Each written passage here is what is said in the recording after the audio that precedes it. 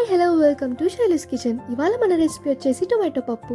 Cooker సహాయం లేకుండా ఈ విధంగా గిన్నెలోనే క్విక్గా ఎలా చేసుకోవాలో చూసేద్దాం రండి. ఇలా ఒకసారి ట్రై చేయండి, చాలా టేస్టీగా ఉంటుంది.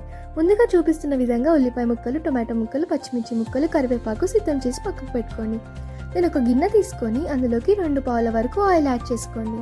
అది హీట్ అయిన తర్వాత అందులోకి 3 స్పూన్ల వరకు పోపు దినుసులు యాడ్ చేసుకోండి.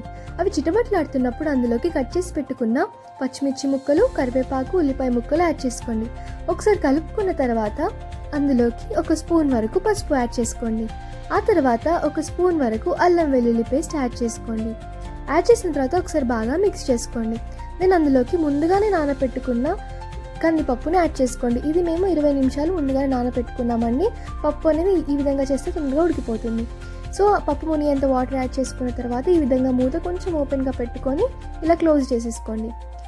చూసారు కదా, ఈ విధంగా మనకి పప్పు అనేది ఒక 40% ఉడికిన తర్వాత అందులోకి మనం టొమాటో ముక్కలు అండ్ కొత్తిమీర యాడ్ చేసేసుకోవడమే.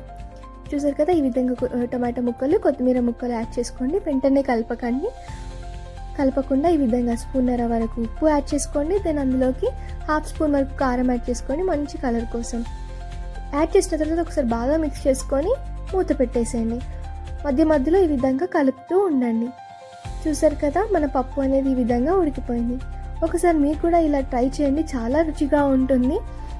కుక్కర్లో కాకుండా ఈ విధంగా ఈజీగా చేసుకోవచ్చండి. ముందుగానే నానబెట్టుకోవాలి దీనికోసం పప్పుని, తొందరగా అయిపోతుంది, రుచిగా కూడా ఉంటుంది. Thank you for supporting. Like, share and subscribe.